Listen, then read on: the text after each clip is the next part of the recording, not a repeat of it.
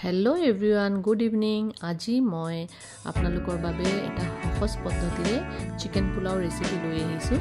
ৰেচিপিটো খুব সহজ আৰু লৰা সোৱালি সকলোৱে হোষ্টেলত থকা সকলোৱে ইজি একদম বনাব পাৰিব আৰু খাবলৈ বহুত ধুনিয়া হয়। তেনেহলে মই আজি ৰেচিপিটো ষ্টাৰ্ট কৰিছো। আপোনালোকে চাই যাব আৰু যদি ভাল লাগে লাইক কমেন্ট শেয়াৰ কৰিব।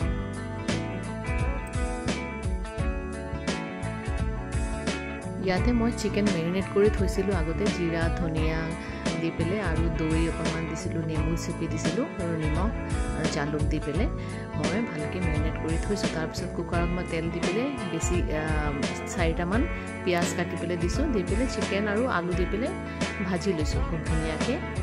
ভাজাৰ পিছত মই ইয়াতে অকনমান হেৰি কৰিলো দৈ ভালকে ফেটি পেলে তাতে দি দিছো।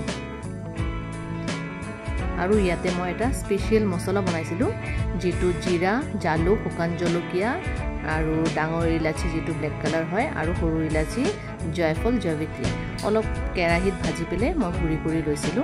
এই স্পেশাল মছলাটো 1 চামুচ মান দি দিছিলো ইয়াতে। আৰু তাৰ পিছত যেতিয়া মই চাউল দিম তেতিয়া আকৌ অকনমান দিম।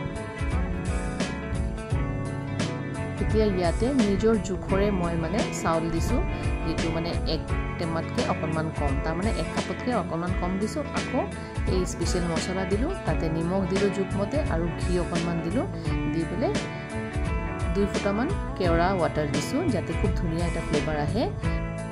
তাৰ পিছত কুকাৰৰ ঢাকনি লগাই মই এটা হুইসেল দি লৈ খুব ধুনিয়াকে পৰিবেশন কৰিলো।